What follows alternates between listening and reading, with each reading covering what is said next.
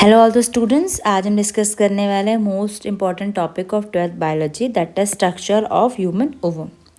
ठीक है, अब इसका स्ट्रक्चर हम देख लेते हैं। आउटर मोस्ट लेयर होती है कोरोना रेडिएटा, उसके बाद होती है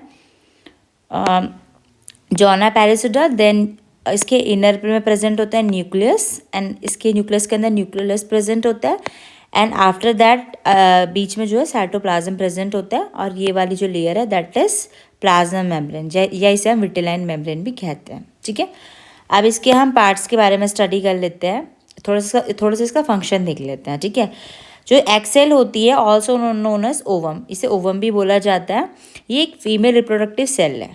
ठीक है, the egg cell is release from the ovaries, जो ओवरीज होती है वो ओवम को रिलीज करती है। ठीक है, इन फीमेल रिप्रोडक्टिव सिस्टम। अब देखो, ये जो 3 लेयर होती है ना, कोरोना रेडिएटा, जेडपी जिसे हम बोलते हैं, जॉना पैलेसिटा, एंड विटिलाइन मेम्ब्रेन जिसे हम प्लाज्मा मेम्ब्रेन भी कहते हैं, ये एनवेलप होती हैं किसकी? ओवम की। तो जो कोरोना रेडिएटा होता है, आउटर मोस्ट लेयर होती है, responsible for the nourishment to the egg. ठीक है, फिर जॉना पैलेसिटा होती है composed of glycoproteins, play crucial role in sperm egg interactions during the fertilisation. अब देखो कैसे, अब जो जेडपी है, ये देखो ये ओवम है, ओवम के बाहर से कोरोना रेडिएटा प्रेजेंट है, एंड ये अंदर इसका साइटोप्लाज्म प्रेजेंट है। अब देखो यहाँ पर जब स्पर्म की एंट्री होगी तो बहुत सारे स्पर्म आएंगे, एक स्पर्म तो आएगा नहीं।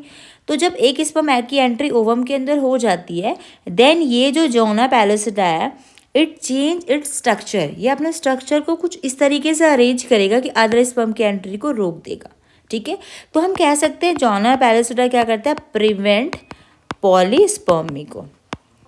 ठीक है, so this is the most important layer. ठीक है, क्योंकि अदर स्पर्म को एंट्री नहीं करने दे रहा अंदर, जब एक स्पर्म ओवम से फ्यूज हो जाए। ठीक है, उसके बाद ये विटिलाइन मेम्ब्रेन है, जिसे हम प्लाज्मा मेम्ब्रेन भी बोलते हैं, इनर मोस्ट लेयर होती है। This membrane provides additional protection to the egg, और इसके अंदर कॉर्टिकल ग्रेन्यूल्स प्रेजेंट होते हैं। ये कॉर्टिकल ग्रेन्यूल्स बहुत सारे एंजाइम्स को रिलीज करते हैं जो ब्लॉक करते हैं अदर स्पर्म की एंट्री को। ठीक है, अब हमारे पास न्यूक्लियस, जो ओवम का न्यूक्लियस होता है, that is not centric, that is not present in the centre, वो साइड में प्रेजेंट होता है, तो इट इज़ एक्सेंट्रिक। ठीक है, तो जो न्यूक्लियस होता है ओवम का, उसे हम जर्मिनल वेसाइकल भी कहते हैं, because it's big in size, मतलब ये स्फेरिकल शेप का होता है। ठीक है, जेनेटिक मटेरियल प्रेजेंट होता है versus DNA, which is essential for the development of the embryo. ठीक है, एट लास्ट है साइटोप्लाज्म। अब देखो साइटोप्लाज्म जो होता है ना, इसमें वो 2 टाइप का होता है। एक तो होता है जो आउटर में प्रेजेंट होता है, एक जो होता है इनर साइड में प्रेजेंट होता है।